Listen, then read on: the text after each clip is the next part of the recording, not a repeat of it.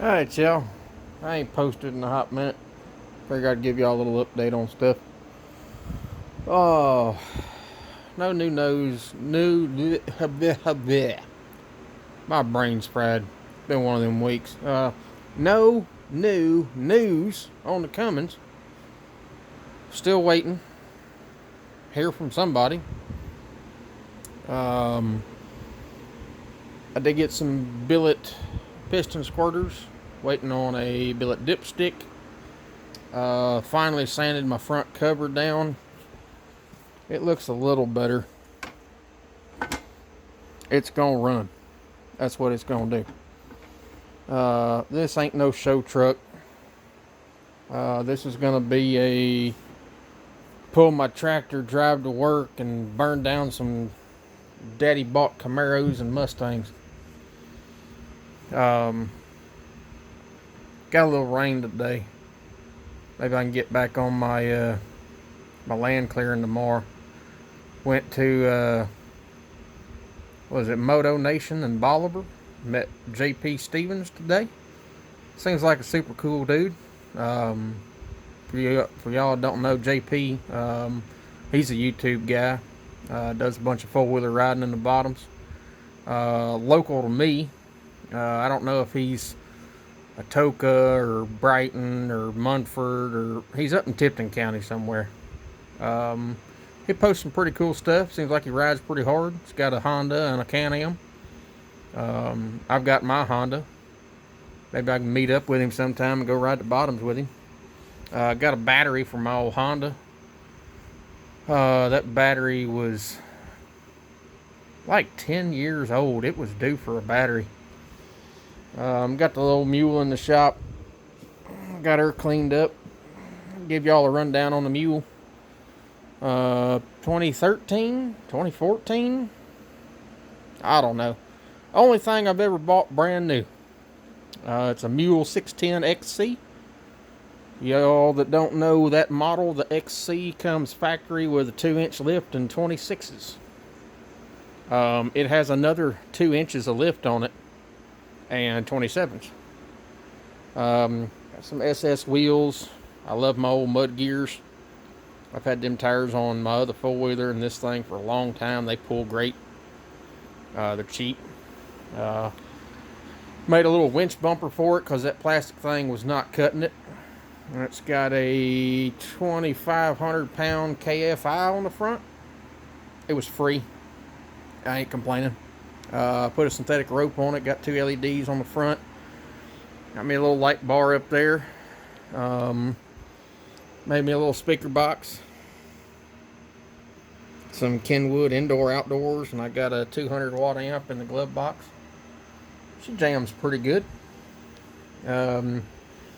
It is a 400, right at a 400cc single cylinder Kawasaki engine. They put these in golf carts and a few other things. Pretty good little engine. I've got a full stainless HMF exhaust on it. A unifilter. Some jets. I've got a clutch spring in the primary to make it stall a little bit higher. It does not have a front locker, but it is 4-wheel drive with a rear locker. Got all my winch cables and everything. Put dual batteries in it so that I can run my winch and my lights and everything. She's been a great machine.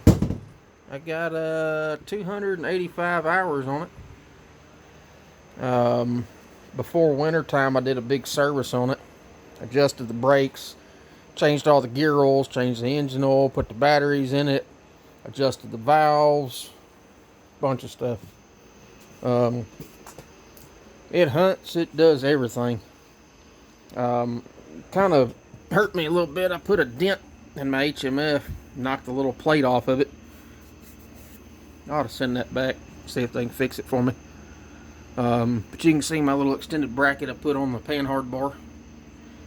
There's a, I don't know what the lift is stock, but I know that's it taller. I don't know where they get the 2 inches from. I don't know whether it's shocks or what. But you can see the 2-inch kit I put on top of it. It puts the front tires, cambers them a little bit, but it's not like I'm doing 50 miles an hour on this thing. Got rid of the stock tail light, and I built this little flat bracket and put some LEDs on it. The two center ones are red for the brake light, and then these are lime green on the outside as a running light. It's a dump bed. Man, I can pack all kind of junk in this thing. There's a little amplifier down in there. In the front, of course, it's air cooled, no radiator, so I got a big storage compartment. I think I bought it with the top on it. Hell, I don't know. But anyway, there it is. So, as soon as I hear something, I should have a few packages hopefully on the way. The rest of my gaskets, oil cooler, all that mess. I still haven't found. I need to call, what is it, Pure Diesel Power, and ask them about the oil filter housing. See if I can get the plugs and stuff for it. I'm dang near ready to build a motor. Everything I can find is clean. Still got to order engine mounts. I need to finish the engine bay. I mean, I think I've got everything I can get clean. The one other thing I need to do, I need to take my power steering pump and vacuum pump and get a reseal kit for both of those and go through them. I'm going to build all new vacuum lines for it, power steering hoses, because if I'm building an engine, I'm just going to do everything. I may even build battery cables, I don't know. You know, I don't want to have to deal with this thing. If I'm got the engine out, I might as well do everything I can while it's out. That way, once it goes in, I'm done. I won't have no power steering leaks. I'll have a good vacuum pump. Everything will be clean, including the engine bay. Everything will be fresh. I don't want to have to worry with it. I want to stick it in there and go. So anyway, I did get 2 wheels. So a wheel in that box, and I got a wheel and tire mounted. A buddy of mine did it for my old lady's car. She seems to like to bend wheels. Got the hood hinges painted. They are drying, and I gotta say, I do not like gloss paint. I don't know what it is. It just comes out looking like crap. It shows every imperfection there is. I love black, but the gloss, just not digging it. I kind of hate I painted most of my engine bay in gloss, because it looks like garbage. I might have to do something about that. Anyway, yeah, I got the battery on charge. I'll show y'all the Honda one day and give you the rundown on it. Anyway, well, I'm gonna get back to trying to clean up some stuff and get stuff up off the floor. I still got to build a buddy of mine's gears. I've got the front end out of his 4Runner. There's the new ring and pinion right there. I had to have 15 thousandths cut off the pinion because the company I got the gears from did not cut them correctly. I won't say names, but I will never use that company again. He told me I don't know what I'm doing. I've been installing gears for 17 years and never had a problem. Of course, I've never used this company before either, but it was what my guy could get me at the time. The rear was a different manufacturer of gears, and they set up perfect just like I like them. So I had to take the pinion to the machine shop and have it cut, because all the shims were out of it and I could not get a decent pattern on it. The pinion was just too deep. So I need to put it back together, because I think he's trying to put his truck back together, get it ready for hunting season. I think it's an 86 or an 87 IFS 4Runner. I think it's got a body lift. He's going to put 33s on it. We did 488 gears.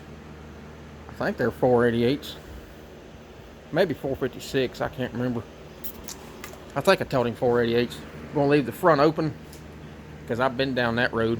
I welded the front end of mine and started blowing CV axles out of it. Welded the rear, open front. It should make a great hunting truck on 33s. So anyway, I get more packages. I'll do an unboxing or something. And maybe one of these days I'll actually buy me a camera.